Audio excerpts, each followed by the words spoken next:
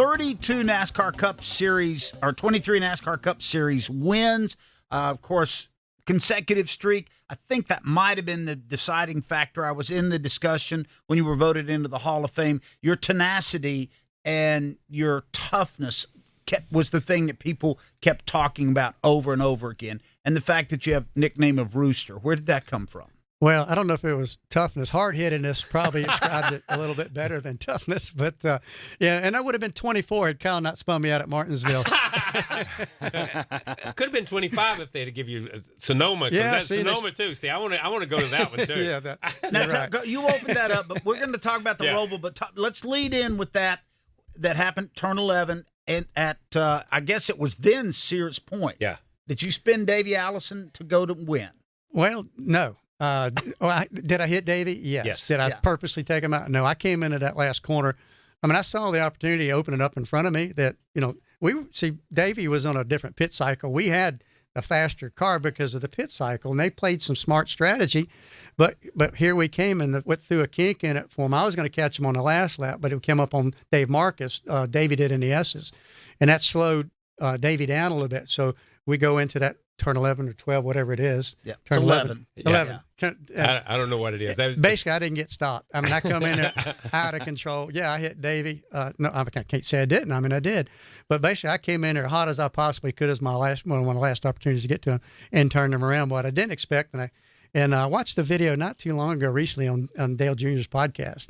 And I don't hate correcting people when they're wrong, but David Hoots was sitting there with who was the competition director for that race that day, and David said, "Well, Ricky didn't have to pit. He could have pitted. He had the sequence wrong. We were coming to get to the white flag, literally 30 yards away. So David Hoots, in his mind, thinks that thought I got a black flag. I didn't. I got a white flag. Yeah. And then I came back around. I didn't get a checkered flag. I got a black flag.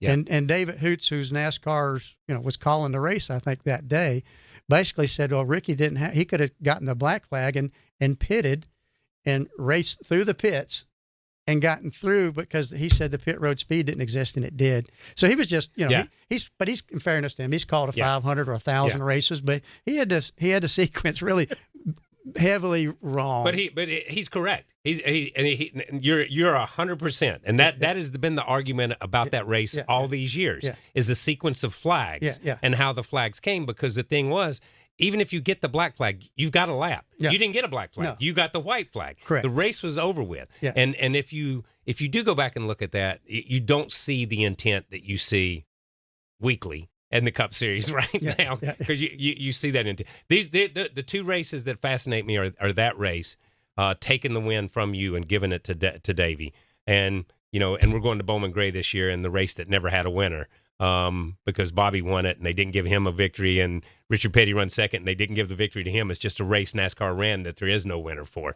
So that was, listen, if we ever go to a court of appeals, I'm on your side. I'll go stand with you on that one. Well, that one win would really help my Hall of Fame entry. Maybe I'd have got in there a little bit earlier, but that's water over the dam now. Yeah. So where did Rooster come from?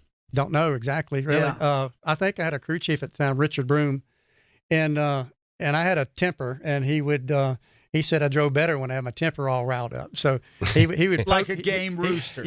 He would poke at me, on the radio, and then try to get me mad or whatever. And he said, well, let's let the rooster go, so I don't really know. It was all in fun, really. And love it. And that's good. And the name stuck. I'm not sure why. Yeah.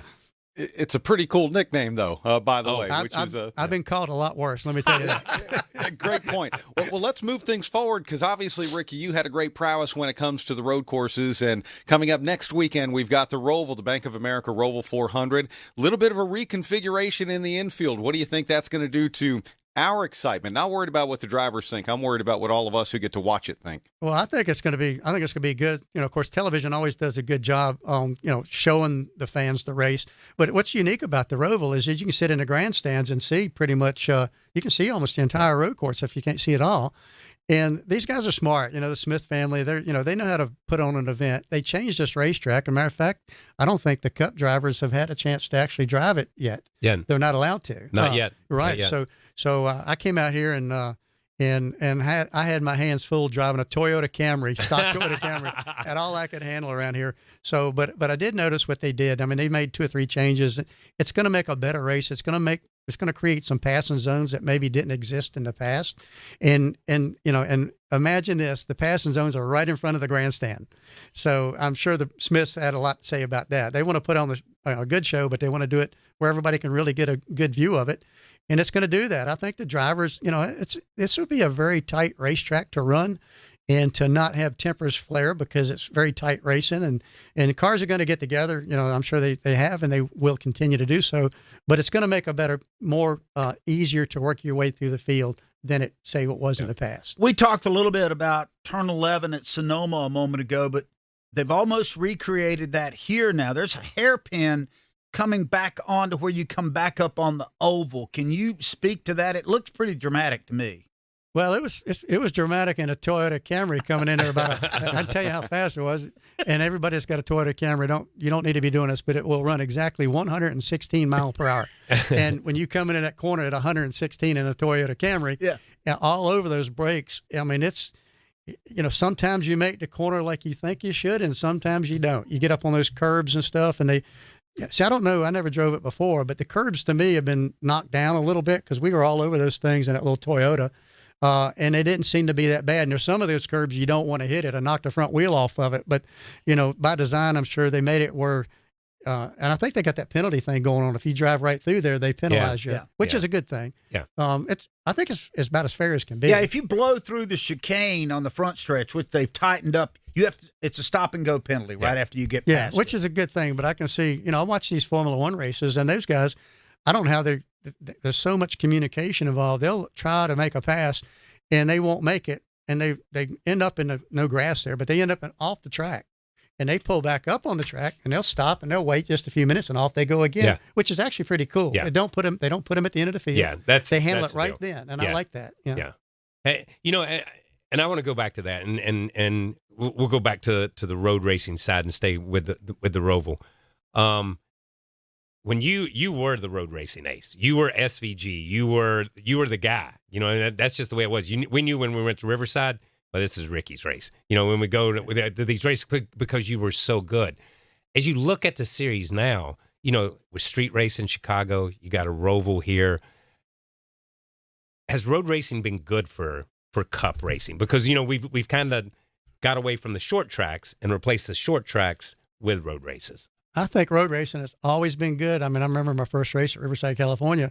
It was so much different than anything else, and it was fun. And I think I excelled pretty good because I took it very serious. I came from a go-kart racing road course background, and I had one of the best driving instructors. As a matter of fact, you and I went to the Bob Bondurant. Bondurant. We had the best guy. We had one of the best guys in the world. I forgot all about that, man. Yeah, teaching us. I'd never been on a road course till that. And so, I forgot we went up there. Yeah, we're teammates. Oh, my gosh, man. Hey, you remember the time we were teammates in the 24 hours a day? 24-hour race. I remember that too. And you come in practice. You come in through the infield wearing a door. Yeah, that was it. You wrecked it. I'd wrecked it on the backstretch somewhere. Well, I finished it off in the race. but anyway, back to the road racing. I think what really has done a great job, and the fans when they watch it on television, you've got cameras, and that's what's important. Road courses are, they're so spread out. Yeah. Even if you would go to a road course, you only see them go by for a minute on a straightaway. But the cameras have been, multiple cameras are now out there, and you don't miss anything as a fan watching it on television. And Marcus Smith and these guys at Charlotte Motor Speedway have done it a step farther. They designed a racetrack where if it wasn't a TV race, you could still come here and watch this race and see them from every vantage point around. But back to that day, I think because, I was really serious and wanted to make the go-kart crowd proud that I came to the Cup level on a road course and could do well. And plus Dan Gurney was one of my heroes when I was a kid. Yeah. Yeah. I got a chance to drive for him actually later on in life. Yeah. It was really, yeah, really that is cool. I told you when we were up at the Wood Brothers the other day, when he won there in 67, 68, I got to see Dan Gurney win at Riverside as a 7 or 8 year old. So that was always cool.